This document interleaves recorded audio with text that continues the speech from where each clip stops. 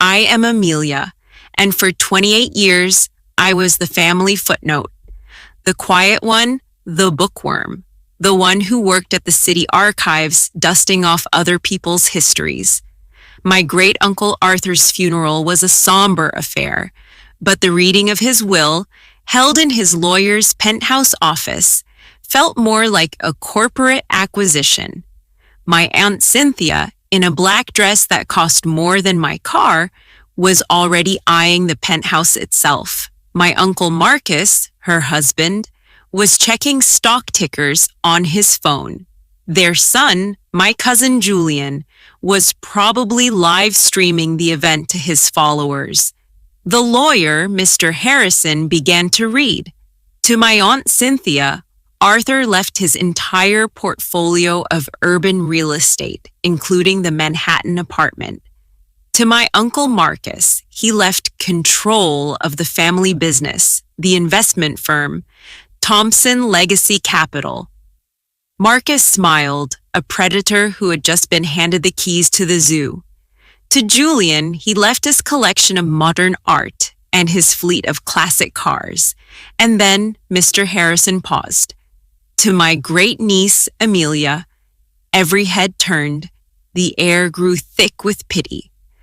I leave her the contents of the small rosewood box currently on my desk. A small carved wooden box. It was beautiful, but it was just a box.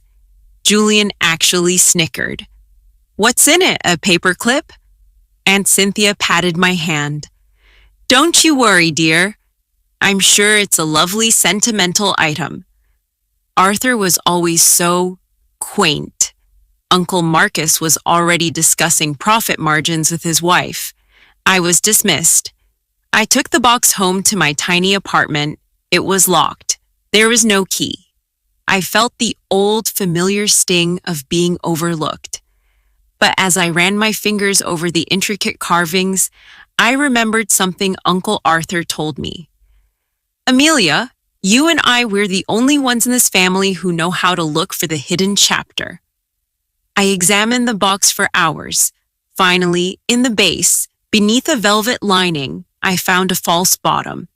Inside was not a key, but a small brass plaque. On it was a series of numbers and a single word, Chronos. I knew what it was. It wasn't a bank.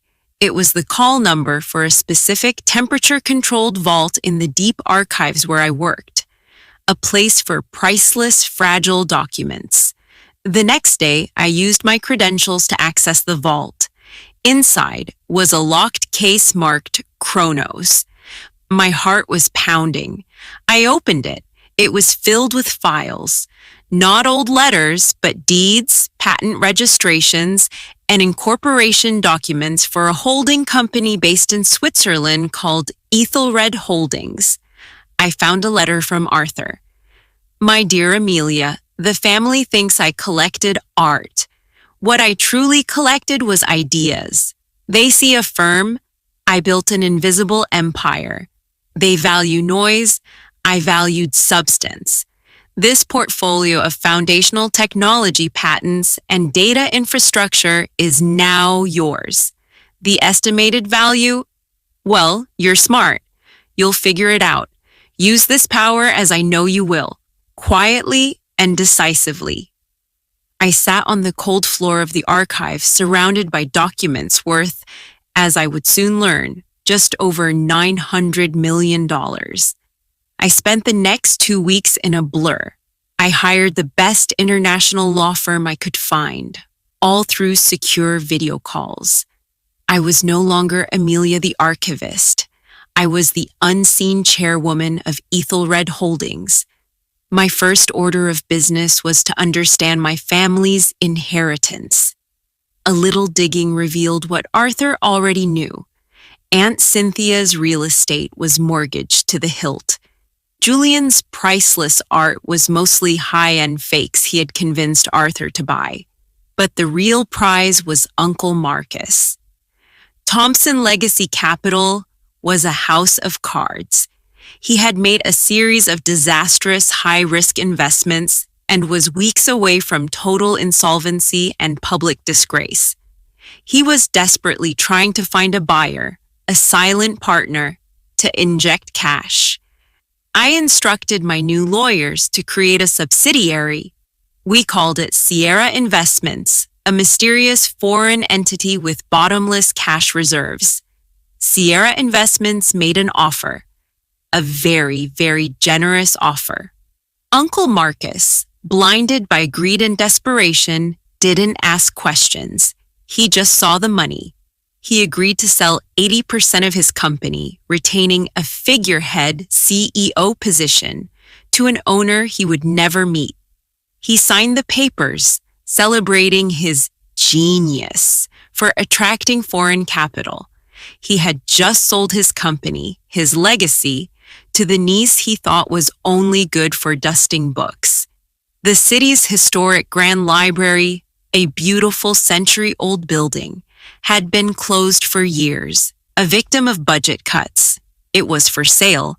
My family was furious, calling it a waste of public space. I bought it, all cash. The news was electric. A mysterious benefactor had purchased the building.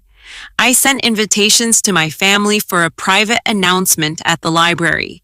They arrived, confused, probably expecting a charity gala where they could network. They found the building empty, except for me, standing in the grand main hall. Amelia? What is this? Aunt Cynthia demanded. Are you the caterer? This is not funny. It's my building, Aunt Cynthia, I said, my voice echoing in the vast space. I bought it. I'm converting it into a global center for data research and digital preservation. They stared. Uncle Marcus looked pale. How? With your little librarian salary? No, I said, with the proceeds from Aethelred Holdings. The name meant nothing to them. Just then, Uncle Marcus's phone buzzed. It was an email. He read it, his face turning from pale to sheet white. My new partners, Sierra Investments. They're demanding an immediate in-person meeting. They're here. The new owner is here. He looked around wildly. Hello, Uncle, I said, taking a step forward.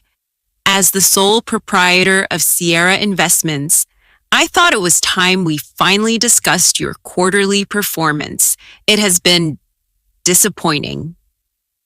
The silence in that hall was more profound than any I had ever experienced in an archive. Aunt Cynthia looked faint. Julian was, for the first time in his life, speechless. Uncle Marcus just stared, his mouth opening and closing. You, he whispered, you bought my company? You were going bankrupt in 3 weeks, I replied, my voice calm.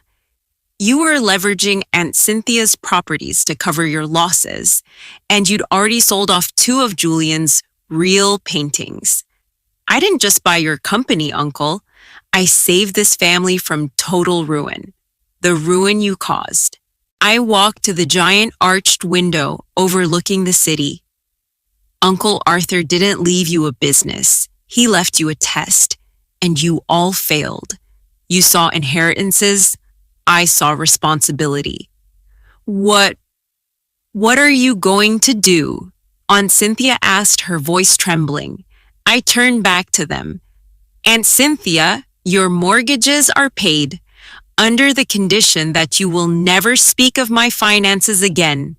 Julian, your art is your problem, but I've set aside a small fund for your education, should you ever decide to get one.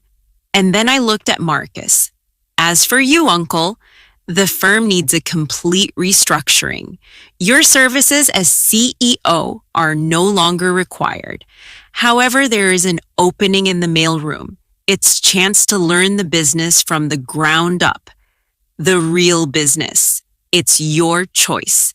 He stared at me, the arrogant businessman completely broken, replaced by a man who had lost everything.